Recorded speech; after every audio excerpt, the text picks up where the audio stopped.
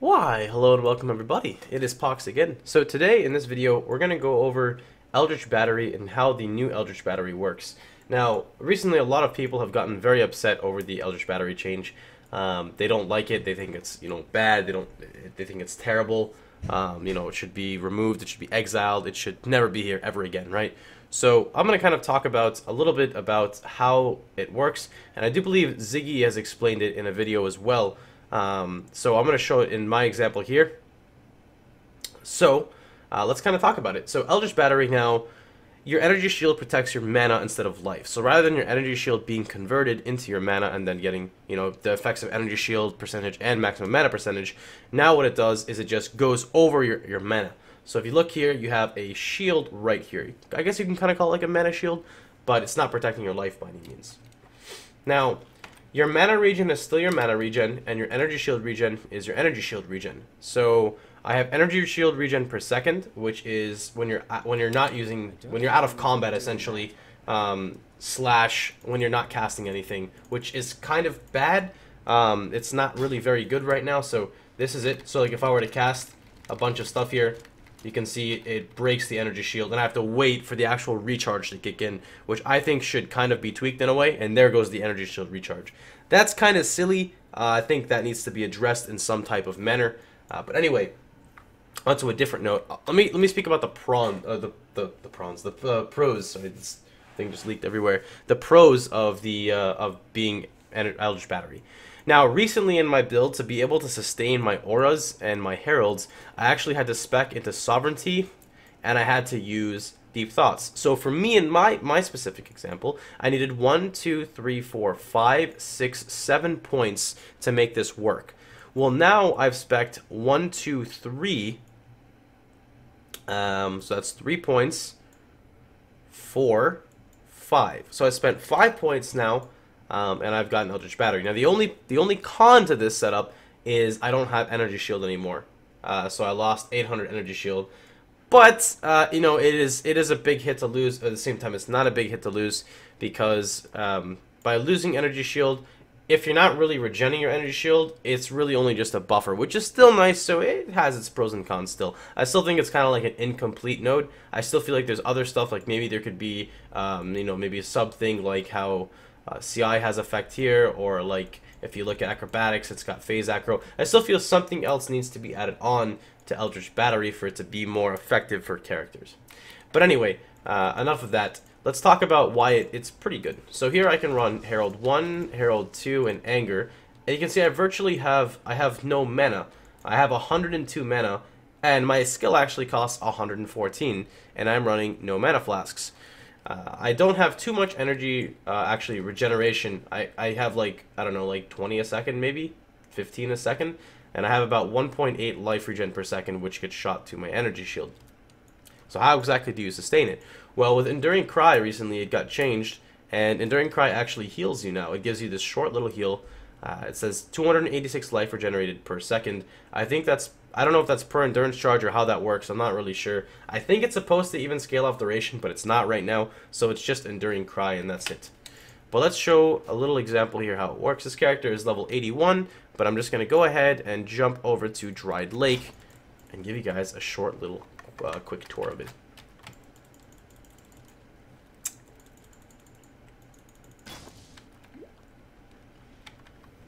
So I'm going to drop mine.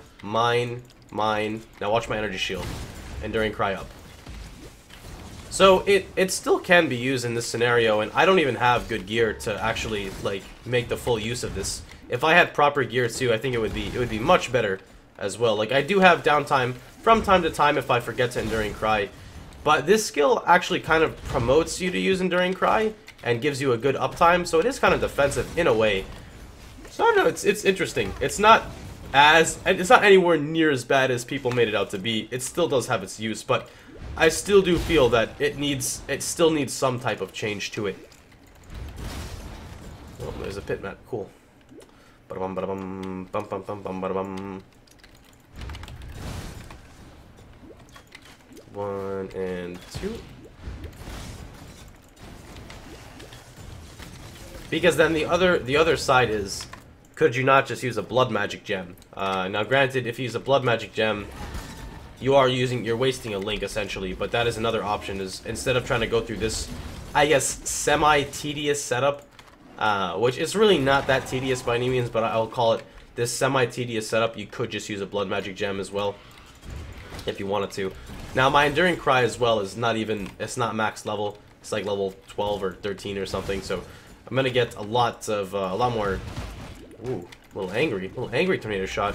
Gonna get a lot more ES when that actually, when that gets going.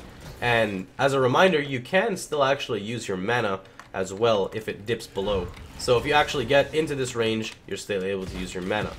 So some other cool effects of this is you can run Arctic Armor, and it won't really do anything because you have, remember, you still have base mana regen that's not really affected by it.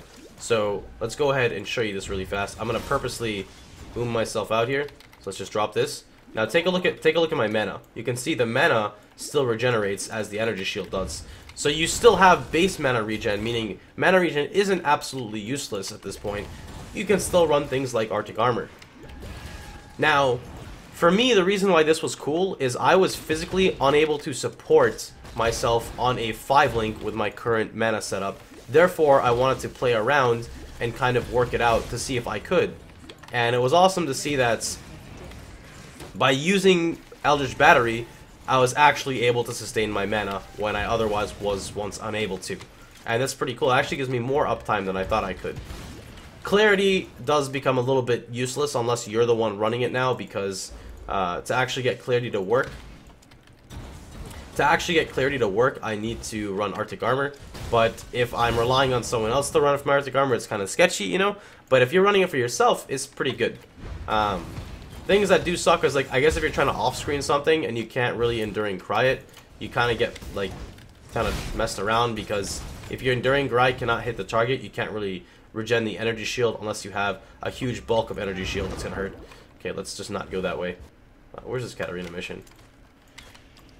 Oh, it's actually right over here. Cool. Alright, are you fighting Vol? What are you doing over here? Please, no, don't fight Vol. Don't do it. Don't fight him. Not right now. Not right now. Let's just... Come on, single file line, guys. Let's go. Single file line. Come on. Come on. Yeah, go right here. 1, 2, 3, 4, 5, 6. Come on. Spider. Spider, over here. Dum-dum. Dum. Alright, fine. Screw it.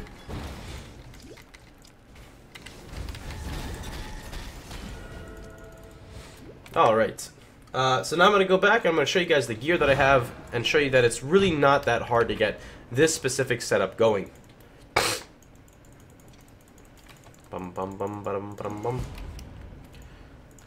Alright, so this is the gear I'm using right now.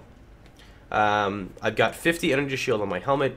My, oh, actually, one other cool thing is by running this as well, if you wanted to, you could realistically save a suffix on almost every piece if you didn't want to, because you could drop mana regeneration off everything and just make life a lot easier to look for certain gear.